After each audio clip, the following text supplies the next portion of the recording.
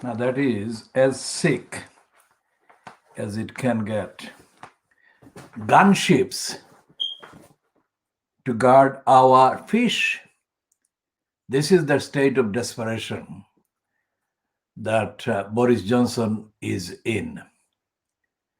And the legacy of the lying Beaverbrook poisonously aiding and abetting him. Gunships to guard our fish. Can you imagine anything more idiotic than guarding fish by gunships?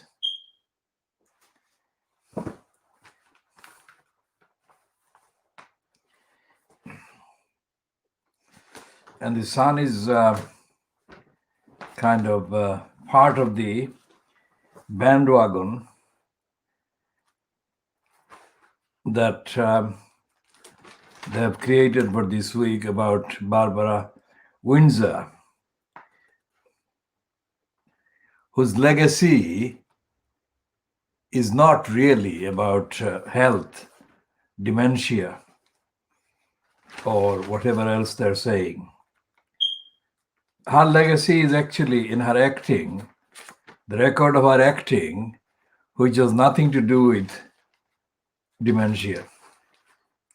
So what they've done is given page 1 splash, and then pages 2 and 3, and pages 4 and 5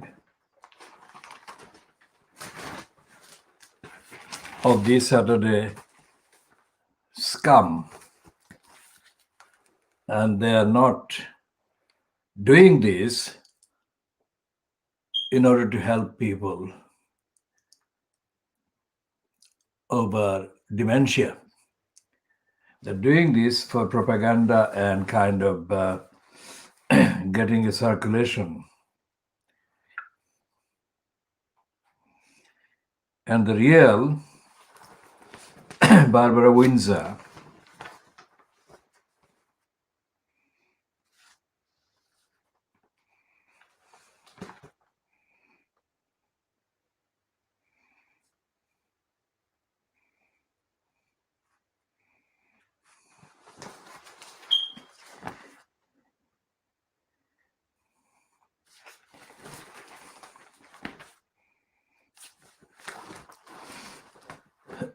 so they've got 12 pages on Barbara Windsor.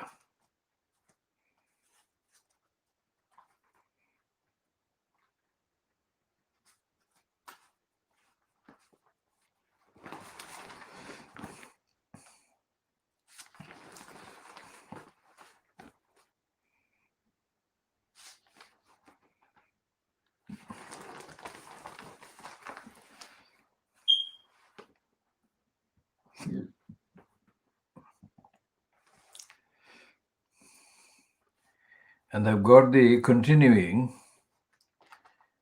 sort of editorial plug for the vaccine. And they got an editorial, of course, promoting Barbara Windsor. And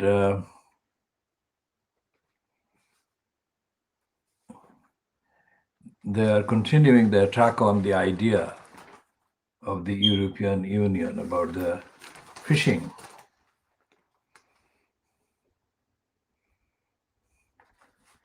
But on the inside, the pages 10 and 11, they're admitting that new virus hotspots in London and the South, and the area is teetering. And yet they are saying that the social isolation will be ended by February. And they've got these 2 pages on the new virus hotspots and the teetering. This is the one, but they're not They are still not telling the truth about its kind of behavior. How does the virus behave? And that's the political decision that the Fleet Street papers are kind of perpetuating and perpetrating as part of the propaganda narrative needed by the Boris Johnson-fronted cabal.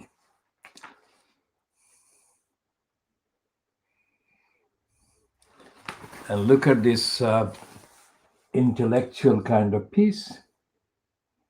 This is how Murdoch, Dirty Murdoch, made the billions via the scam. It is a complete, open, brazen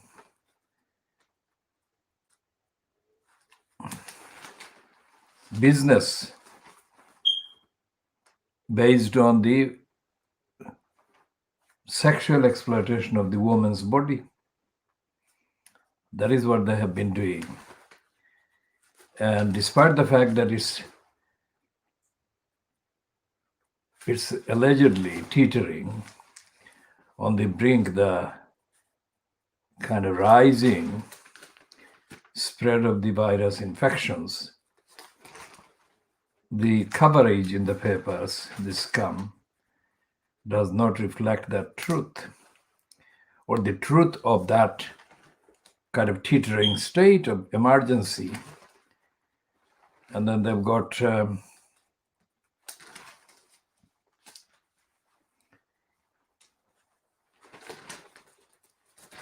piece about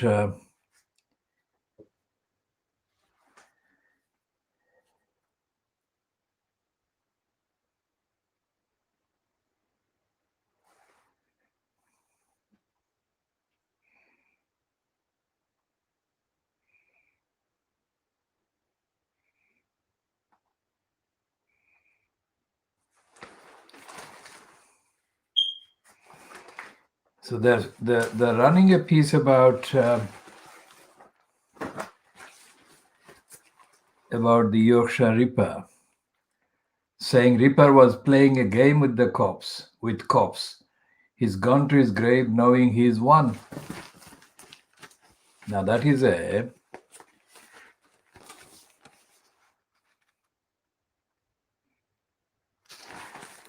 credible kind of story based on the role of the police. And there is no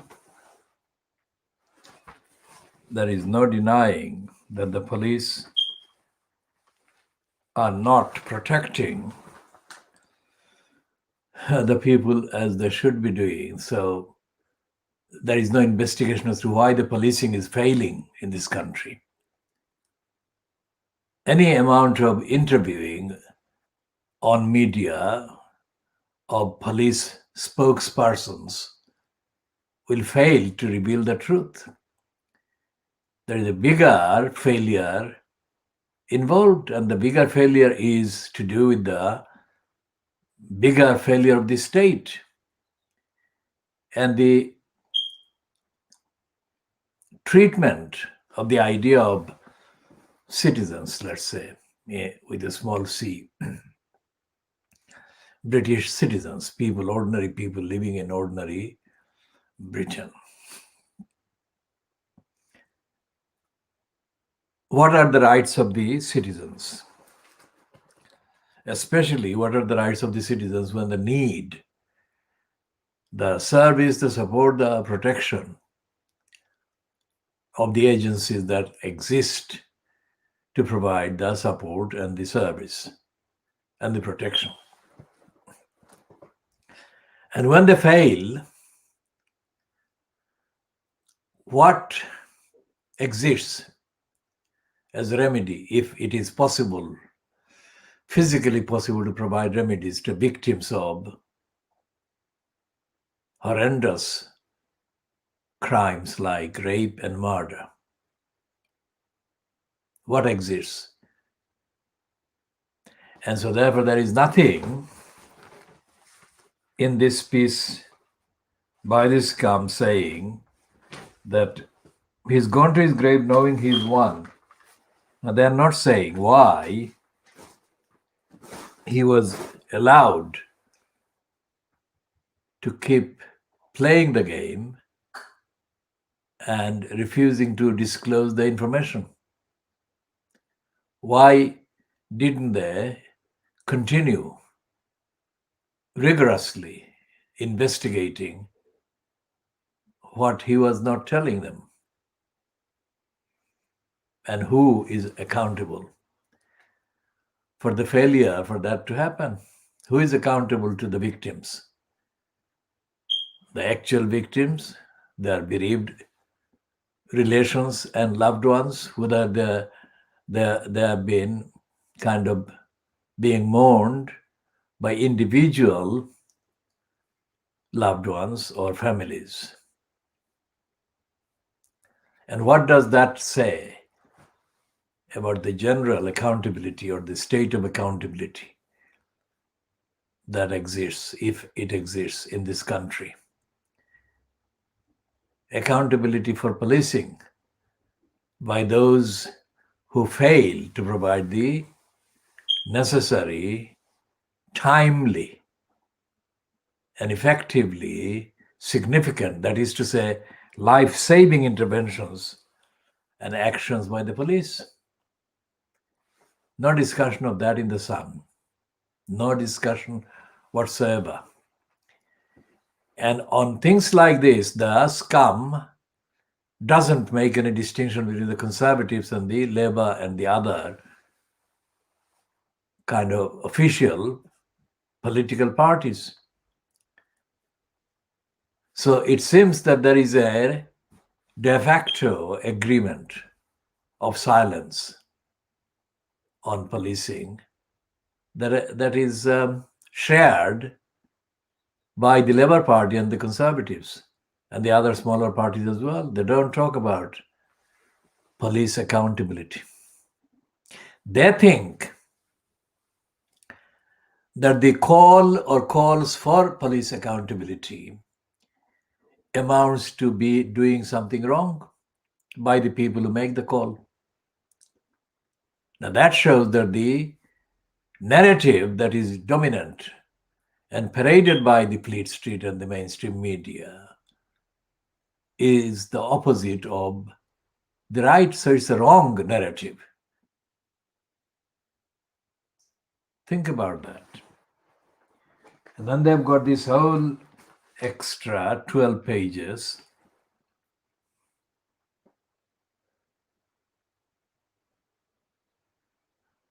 about Barbara Windsor, plus 5 pages at the beginning.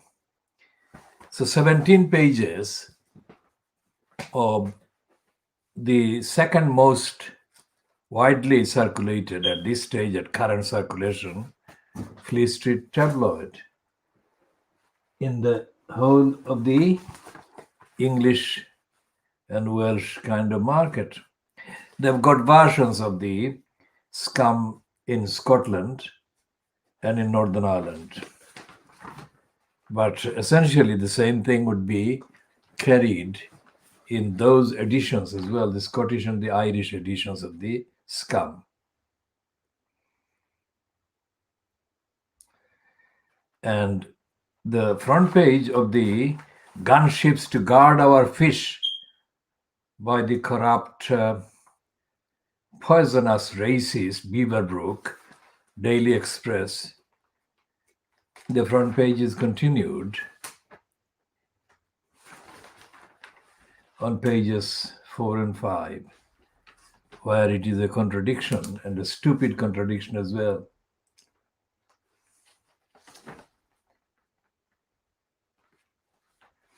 And it says, Navy won't be firing warning shots, but you've got to be robust.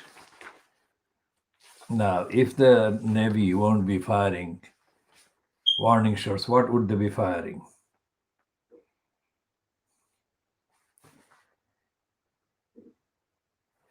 So there is an admission, reluctant one, about the vaccine. It says, vaccine delayed after disappointing results. A COVID-19 vaccine developed by GlaxoSmithKline and Sanofi has been delayed after disappointing results in older adults. The UK has secured access to 60 million doses of the jab, but early trials showed it provoked an insufficient antibody response in people over the age of 50. This was despite a good response in those aged 18 to 49. And it goes on. And this is the kind of thing that is always carried in the Fleet Street organs of lies. On the one hand, they say it's wonderful. On the other hand, they say it's doubtful. And both kind of positions, if you like, are typical of what Boris Johnson does and what he did about his real kind of intention about the UK staying in the EU or not staying in the EU. He wrote two scripts, or he scripted two different statements in order to deliver the one that suited the result of the referendum. So one, he said he preferred to stay in the EU, and the other said he preferred to get out of the EU. So the Daily Beaverbrook, which is forever shoring up Johnson and Brexit completely dishonestly every single day, is saying that the vaccine is wonderful. And it has got a piece about an apparently elderly person who has received the so-called jab with the headline, "Never felt better." That is the alleged statement this person made after the alleged vaccination he underwent. An opposite page, it has got this vaccine kind of uncertainty. And we shall go back to that one. Vaccine delayed after disappointing results. And they've got another kind of pandemic piece on the pages 6 and 7. Dangerous rise in cases sparks alarm.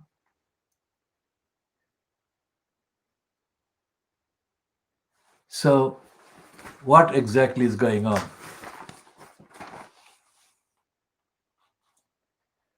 They're not running a story about the dangerous rise in the virus cases. They're running a racist anti-EU front page.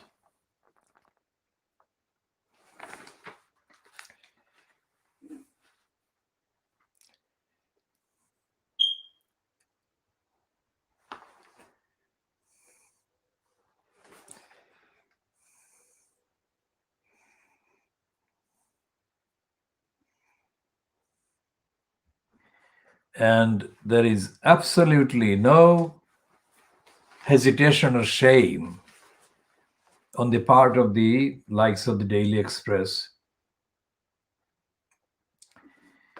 in giving platform to the so-called royals, exploiting the headline. And it has got Prince William paying tribute to Barbara Windsor for her alleged role during the pandemic. And Carol Moron, she is the moron in Fleet Street, has got a headline, EU, European Union is running scared.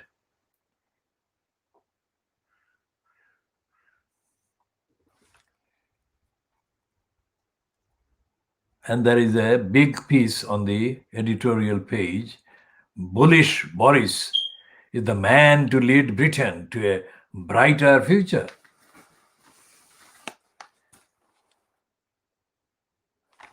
So this kind of brazen brainwashing materials make up the gullible mentality and brainwashed state of ignorance.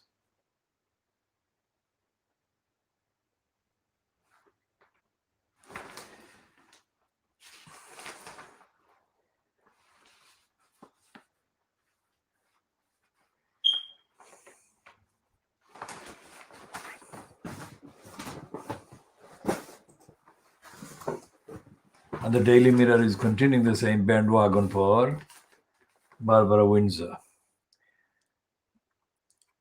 Although it's the opposite when it comes to the inside pages saying whatever they're saying about the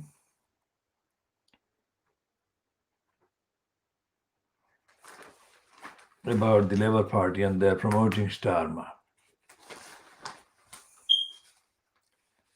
And they've got pages 6 and 7 dedicated to Barbara Windsor, saying that she is the best.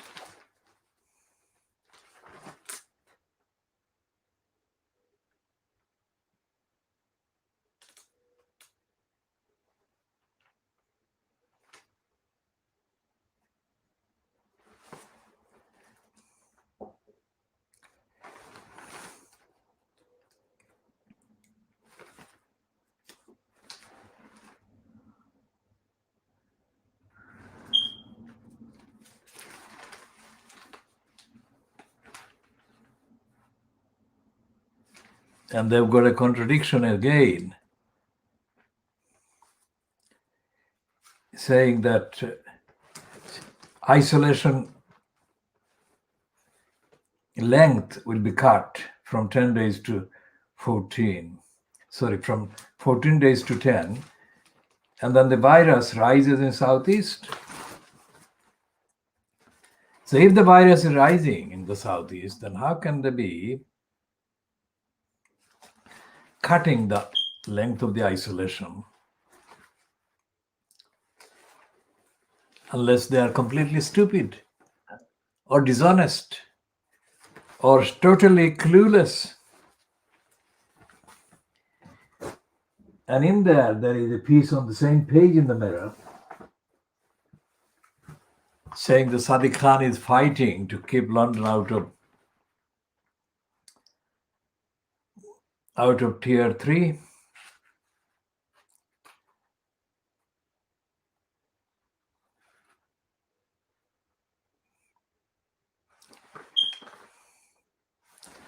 And they've got of course, Barbara Windsor as a souvenir.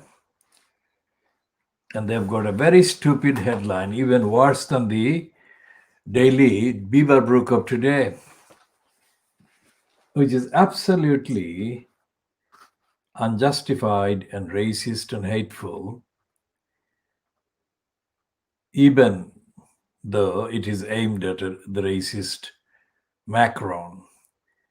But the fact that Macron is racist at home against mainly the Muslim migrants in France, we condemn racist attacks on him by the Daily Star and the rest of Fleet Street, which is what they've been doing about him. And they're saying that he's short. They're mocking him as Lee Shorty, let him eat cake. And they're promoting Boris Johnson against Macron.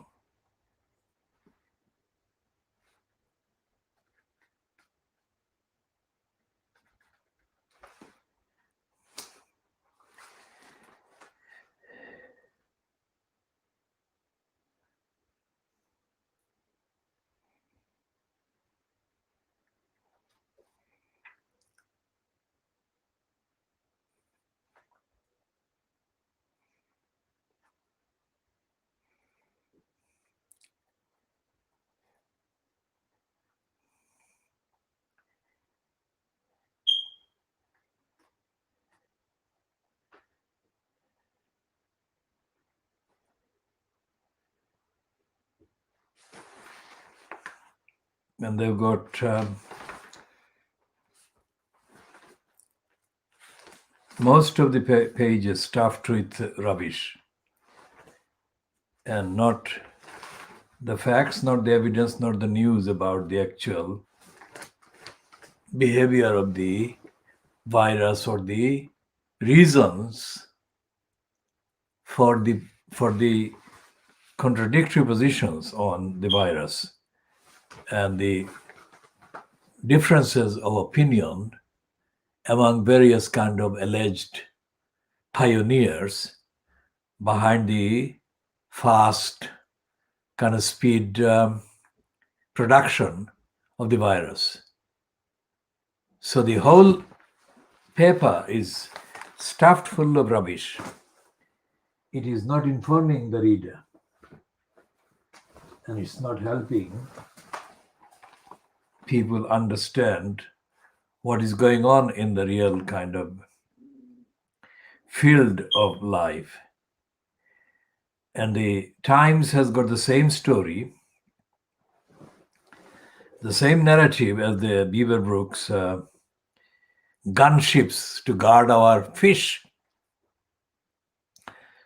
It hasn't got that headline, but it has got the same kind of promotion, worded differently, which is saying that Navy to board French boats.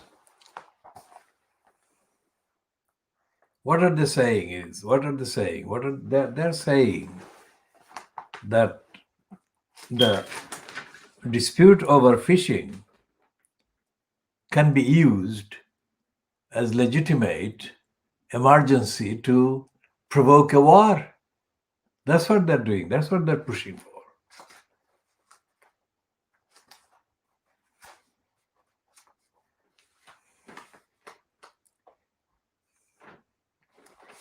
And on the inside, on page 3, it says that lack of lockdown support drives families from state schools to private. Now, lack of lockdown support for families is obviously a reference to majority of the people in low income.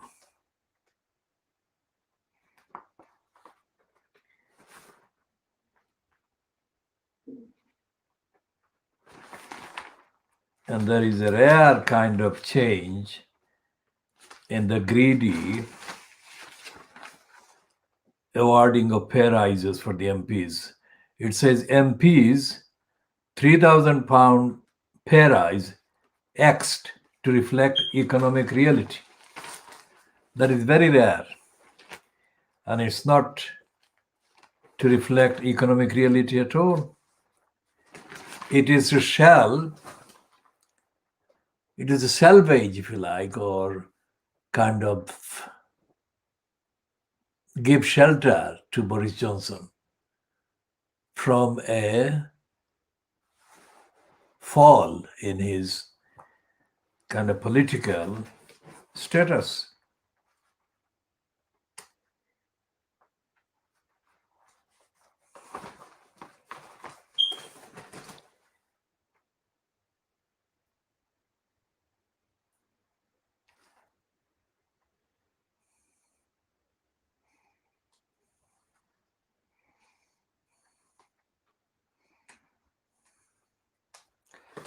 And this is totally dubious lying.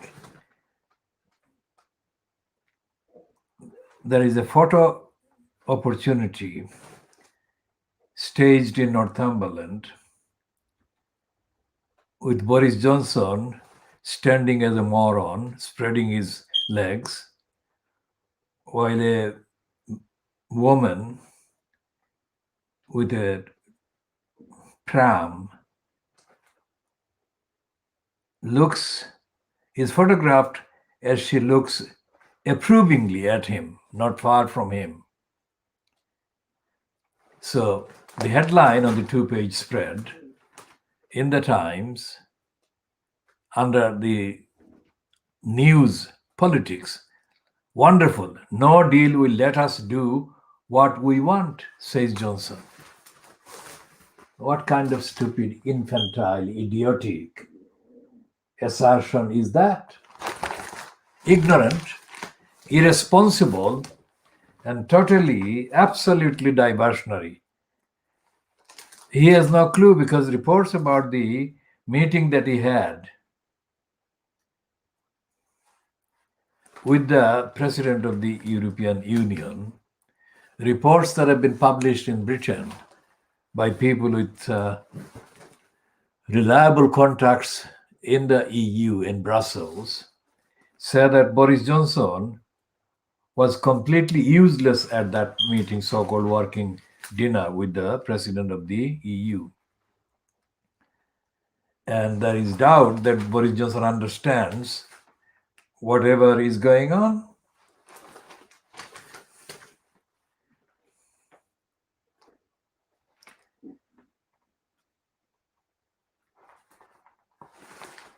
And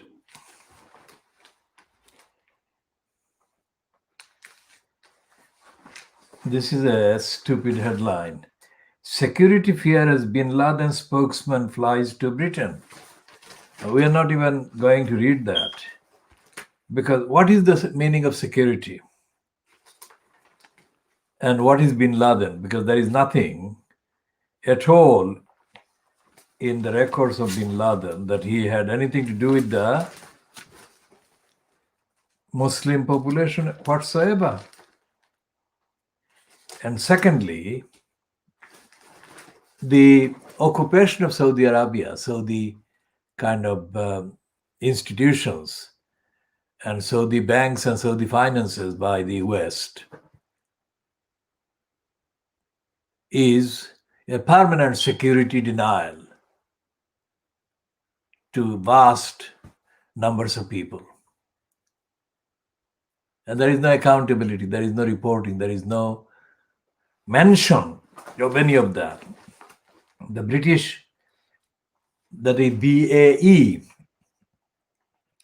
multi-billion pound arms sales to the Saudis, multi-billion pounds. And why does Saudi Arabia need to pay the British company billions of pounds for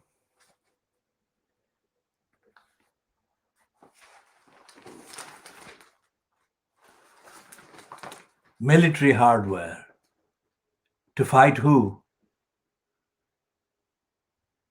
That surely is serious security, actual security denial and attack on the security of the whole area, the whole of Middle East and the rest of the world.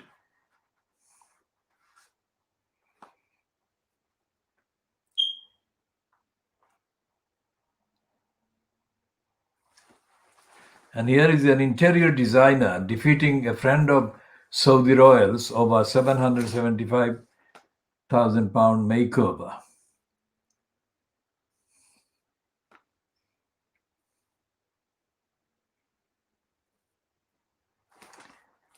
And it would be the kind of dispute resolution facilitated by the corrupt judicial bureaucracy in Britain that David Neuberger boasted about in January 2017, as reported by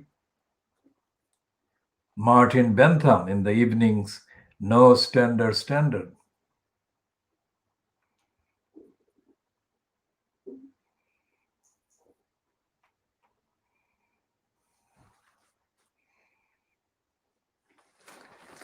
And Matthew Paris in the Times does the typical thing. He recognizes both sides of the Brexit argument.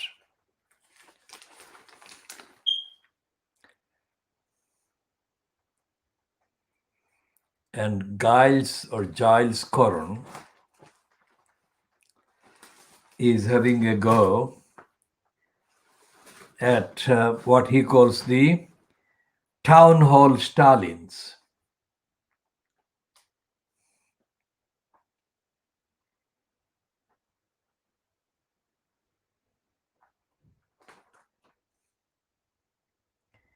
And Peter Brooks has got Boris Johnson dressed up as Barbara Windsor with the headline, "Another Blonde's Biggest Boobs." Now, boobs is, of course, a reference to women's breasts, but this one could be interpreted as being intended to mean blunders, failures, disasters. That's the secondary meaning of the word boobs.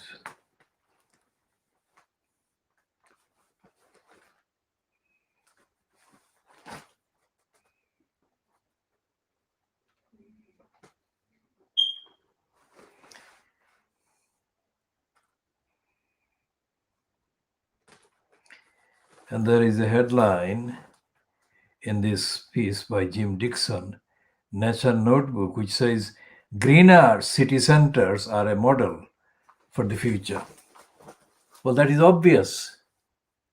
Where has the Times been the past 200 years? When the city centers have been shorn of the greens and greenery and green sports. And Giles Corran, son of Alan Corran, has got a completely reactionary and stupid kind of piece, allegedly attacking the Stalinism of the councils, but actually completely exposed as showing no understanding of what actually goes on in local boroughs and local borough councils. He's giving them credit for being politically correct and environmentally sensitive, accusing them of having emergency cycle lanes and road closures. But he has no time in that piece for any acknowledgement of the people whose rights are being violated by the councils every day, and the people campaigning against councils' violations and the council's criminality that are not about the emergency road closures or about the emergency cycle lanes, but day-to-day needs of the people being denied by crooks and criminals operating their crimes and criminality under the covers of being council employees, and they're offensively referred to as officers. Officers is a word that is often reserved for army personnel or army kind of holders of army positions and the police. But even when they are used for the army and the police, the term officers or officer is a false elevation of a person to a status of reliability, integrity, responsibility, and fairness that the reality of their behavior actually does not substantiate.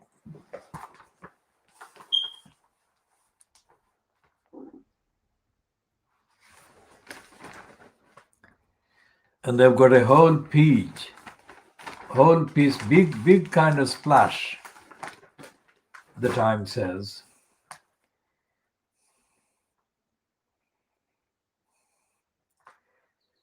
And they've got very big promotion for this fabricated kind of media, kind of cookery personality, Nigella Lawson. It's not her cookery that is being dished out. It's something very, very obviously in front of the viewer.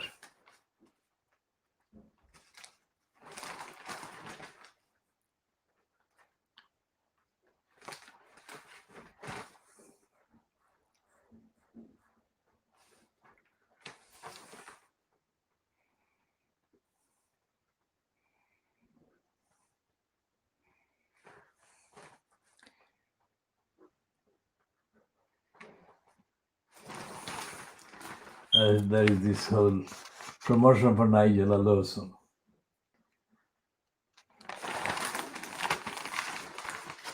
Now, these promotions by Fleet Street of these names that the Fleet Street papers have created, invented, are promotions based on the narrative, the agenda of denial of society. There is no recognition, there is no mention of the millions of people, individuals as well as families, struggling in low income or very seriously no income at all, and people without homes, people facing evictions, people having no prospect of having their home ever.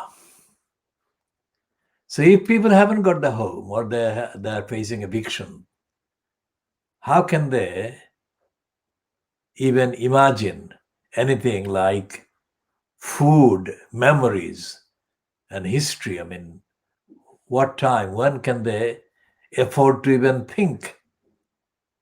They're forever kept on the tenterhook. And the town hall Stalins that Giles Corran apparently attacks are operating their corruption and criminality every single day of the week in full knowledge that Fleet Street and the local papers, so-called, will never ever report the truth of what they get up to and what they do to and against the electors, the ordinary people in absolute desperate need of services owed by the councils, local councils, covering everything.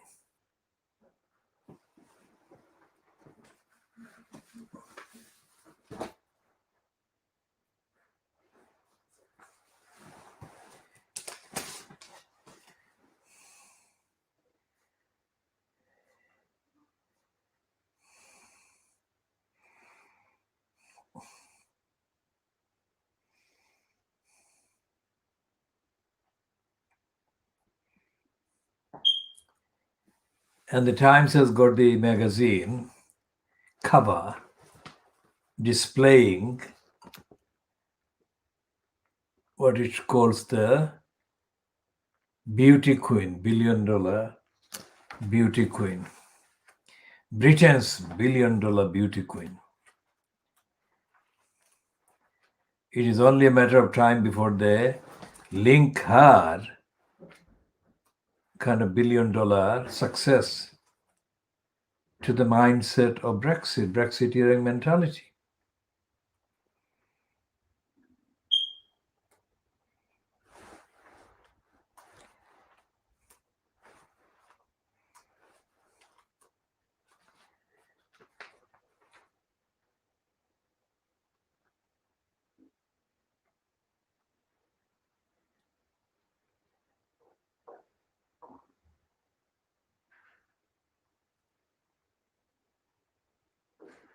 And there is a promotion for this racist Marcus Fox. What is his name? Let's see what his name is. What is the name they are giving him? Lawrence Fox. So they're launching his political party. Now that too is not something that the Fleet Street does to ordinary people. This is a Fox kind of promotion, propaganda based on his family and the family's kind of ideology.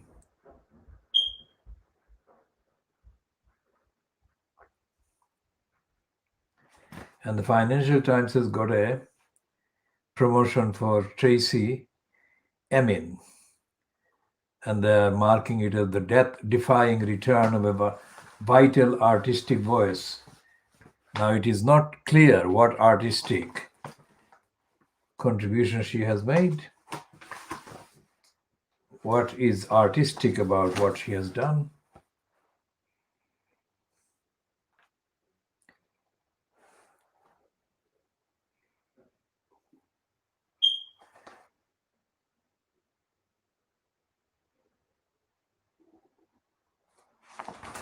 So there is this piece about the bookshops. We'll be talking about that in later parts, hopefully. And they're speculating on the investment opportunities that will come, they say, in the next year.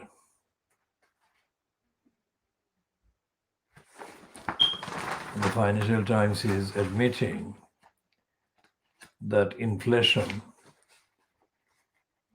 fear is raging.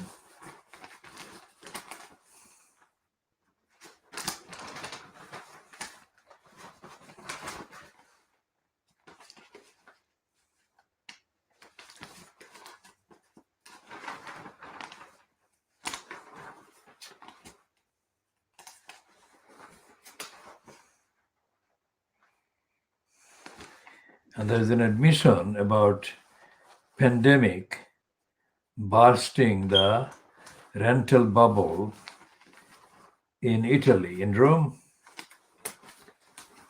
And the Financial Times on Saturday, which is the edition they call Saturday 12th of December to Sunday the 13th of December 2020. And there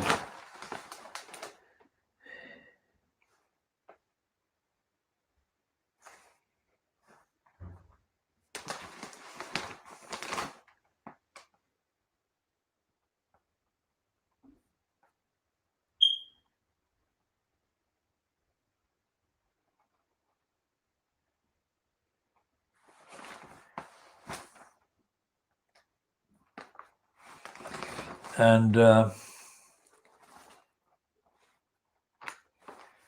there is a headline in the Financial Times letters section, which is a rare admission of the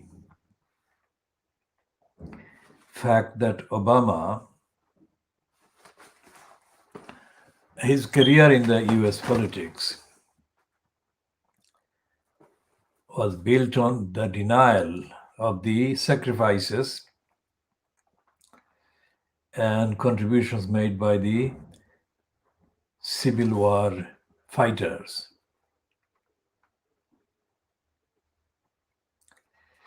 And especially about the role of Martin Luther King.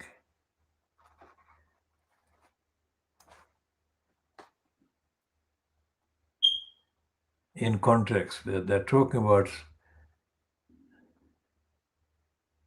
somebody called Ulysses S. Grant, who was a leather goods store worker in Galena, Illinois.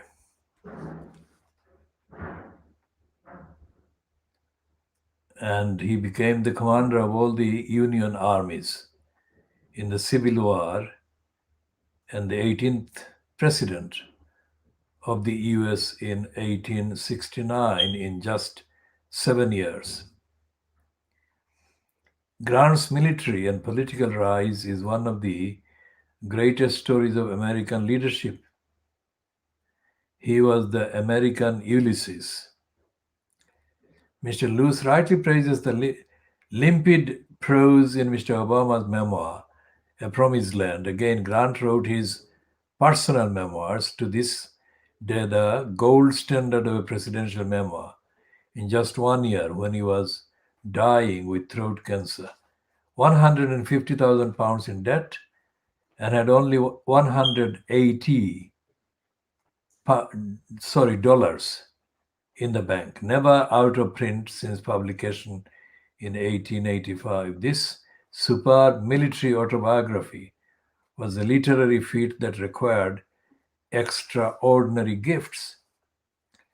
So that is true, but the reason why I said Martin Luther King is because in context, the impact of Martin Luther King is more relevant in making that comparison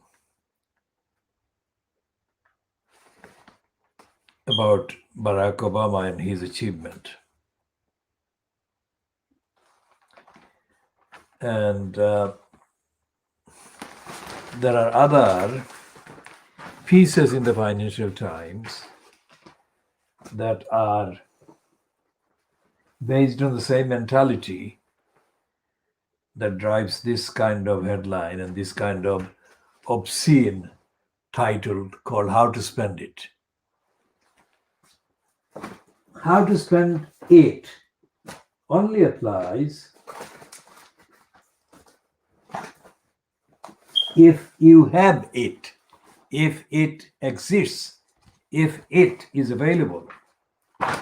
To the many, the it is a mirage. It's unachievable, far distant, forever unachievable, forever beyond getting to. So the Financial Times every Saturday, by publishing How to Spend It, is perpetrating a denial of the most important reality in terms of wealth and poverty, and that is not mitigated by anything in any other section of the Financial Times that may, in comparison with the tabloids, majority in Fleet Street, may appear sober or soberly styled. The essential agenda remains the same and similar, in denial of the majority and in denial of the institutional corruption, failures, and negligence of all the state agencies and institutions, and the failure of the UK state as a signatory state, a member of active kind of organizational structures internationally. The failure by the British state to implement the required compliance and obligations and carry out the obligations it is under according to the agreements it remains signed up to. So the Financial Times, apparently on the surface, on the face of it, is less brazenly ignorant and stupid, unlike the Beaverbrook Daily Express or the Scum or the Daily Star of today, which is having a very brazen racist kind of go at France's president, Emmanuel Macron, whom it additionally derides as the shorty.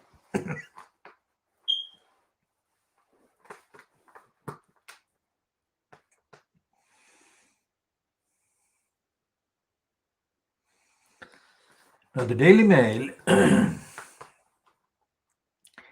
repeats the Beaverbrook headline about the gunships guarding our fish, but it says a more brazen headline.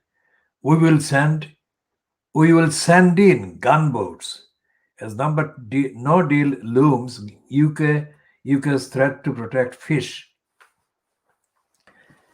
Now that is a completely false, untruthful kind of statement in the second headline. No deal is not looming. No deal has been the main claim and the main intention of the Brexiteers from the word go. So it's not looming. It has been their goal all along. And it has been their political goal, nothing to do with the kind of benefit, ordinary benefit, society will get from the departure or the terms of the agreement or not agreement. And there is this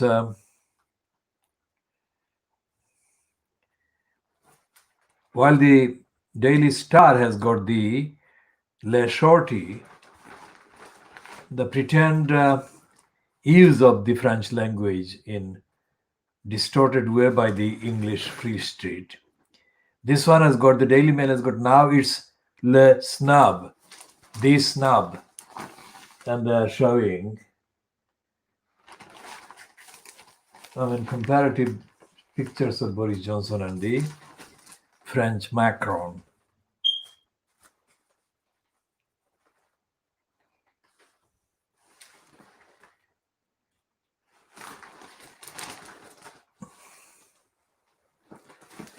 And they are, of course, starting this Daily Mail today, saying new doubt over Duke's alibi.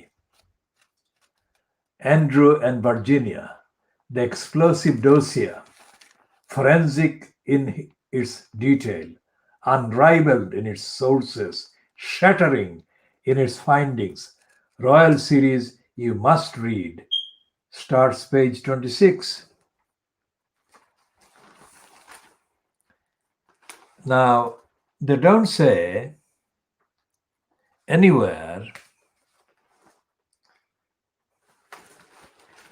why Brenda, the mother of Andrew, has been backing him and staging kind of appearances with him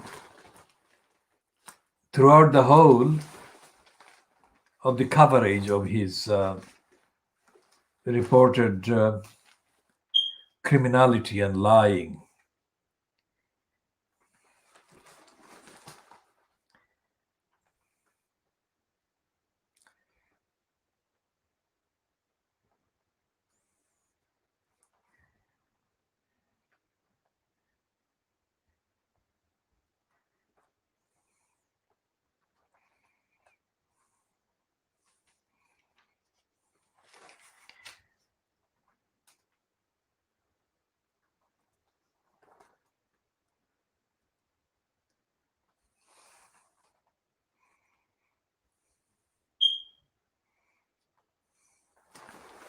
And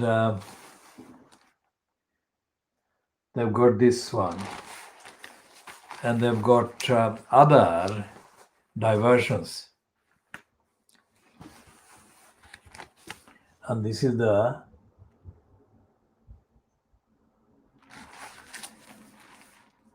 piece about Andrew. But they don't comment. They don't comment on why Brenda, Andrew's mother, also known as the monarch, has been making appearances with him throughout the last 3 years, let's say, of the reports by the British papers, including the Daily Mail, about Andrew's role and behavior and his sexual abuses of children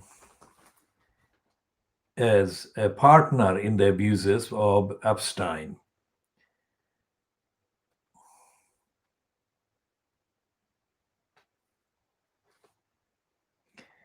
And there is this admission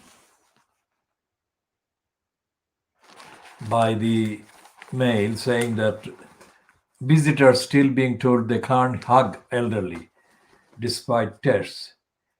Now, what this also hides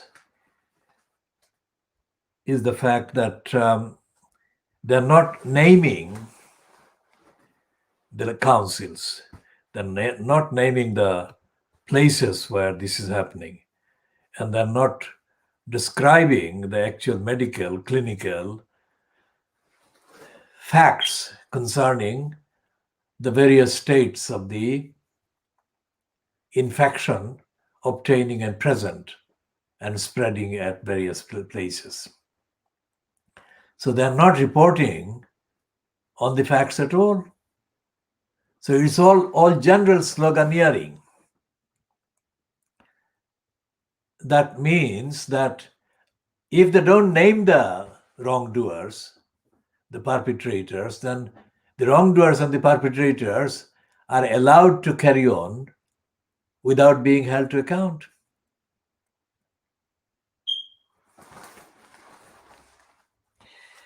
And the victims of the negligence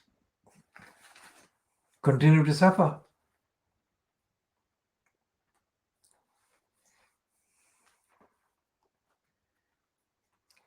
And they've got an investigation piece here on pages 18,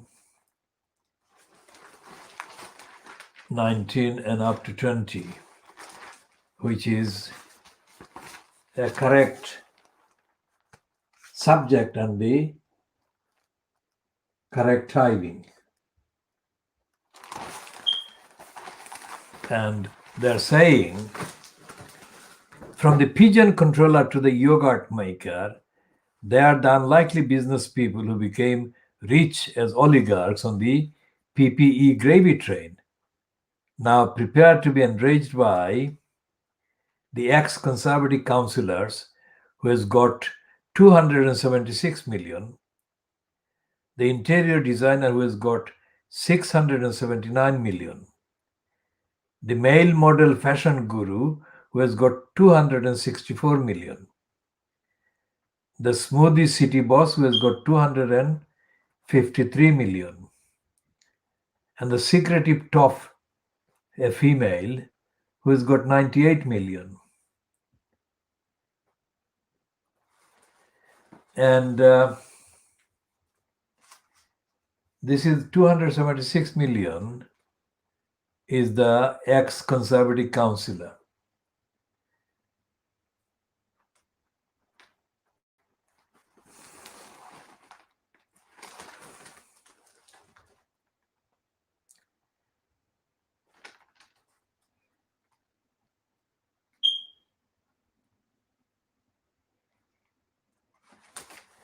And it got, on page 21, another boast by the Daily Mail saying that the victory for the Mail, as the fast postmaster is cleared,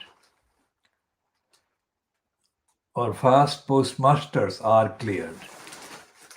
And that is to do with the framing of a number of postmasters or post office persons, postmasters and postmistresses, by the Post Office Corporation or corporate management, who accuse them of stealing. And the Daily Mail has made serious claims that it is championing the cause of the innocents, when all it was doing was reporting something. And that should be the actual norm, reporting on the false framing of innocent people like the postmasters and postmistresses. But when the Daily Mail claims that it is doing a championing of the innocent, it is saying that telling the truth, reporting normal facts, is a rarity, and it is admitting to subscribing to the treatment of that rarity as the abnormality outside of journalism. So what it is saying is that journalism is publishing rubbish and lies. And when they publish the truth, it becomes something to gloat over. Whereas journalism should be about publishing the truth always, every day. So that's the diagnosis of Fleet Street continuing. What the Guardian is saying today, Saturday, the 12th of December 2020, is, of course, is running there an extended kind of piece on Barbara Windsor. And its main piece is "Rethink Your Christmas Plans, Urge Scientists." What it means is ignore easing of rules or risk third wave of virus. Experts warn. So that should be the heading, but it is not the heading. It is the subheading, which is not quite the same thing at all. And on pages 8 and 9, it has got a detailed news on coronavirus, led by this piece about Tier 3 decision for London. Politicians face dilemma over health versus economy. As we have been saying, the unpreparedness of the UK so-called health providers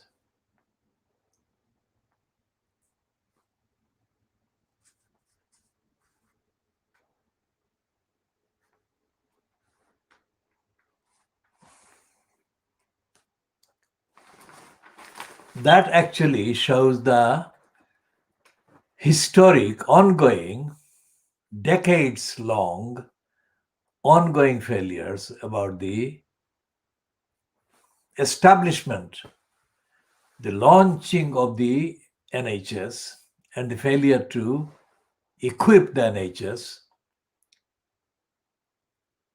making it fit for purpose throughout 75 years.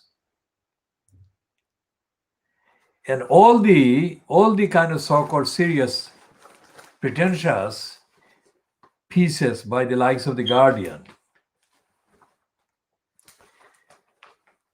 fail to tell the truth about that failure. So they're still tinkering with itsy bitsy, that is little parts of the big problem, while they are continuing to deny the big parts of the big problem and the millions of people who have been victimized and victims of the failure that has been going on for 75 years in Britain. Every single day of the last 75 years, if you like, or at least the last 70 years, or at least the last 60 years, whatever the time that we can begin counting from the actual physical operation of the NHS, or whatever is called the NHS. From that time on, every single day the Fleet Street has had, and the media has had, whatever the number of the titles and whatever the number of the broadcasting counterparts, equivalents, the media, the mass media that is responsible for the sublime and the brazen brainwashing of the gullibles, the indigenous white majority. Every single day, this media, Fleet Street, has one issue or another to do with the failures of the NHS. Without identifying the persons responsible for the failure, without identifying the pharma companies and other interests that never wanted a national health service. They wanted a privatized health market. And this has been going on, and as it has been going on, the actual fitness for purpose to deliver health service even to the people outside of a pandemic, which is the normal kind of time, that has been left out of the coverage. And as we say every time we do the clarifying statement, updater, disclaimer about what we mean by the world exclusive diagnosis of Fleet Street. We said that this is not something that is available anywhere. This broadcast is not presented in a colorful kind of visual, but the contents of what we are broadcasting are absolutely unique based on the evidence. And as we are doing live analysis of today's papers, every day's newspapers, and contexting their contents and their failures in the reality of the politics and the other factors very much affecting lives and involving lives in this country. We are doing this by pointing out daily failures and gaps and blanks and emptiness in the mainstream media. And we refer to that because the majority of the people who are victimized by the failures and are victims of the failures are in this country without any possibility of any similar, remotely comparable service of analysis anywhere else from any platform, either based in the UK or based anywhere else.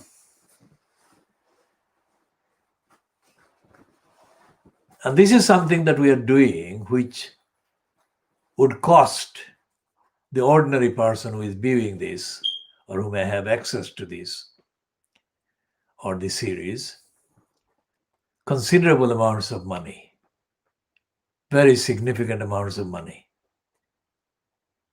And we are making this available for free.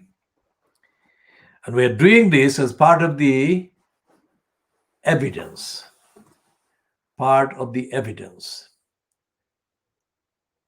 and the evidence as part of the campaign for universal, objective, empirical, ethical, moral access to the truth. And that's the beginning. That's the beginning. This is part one.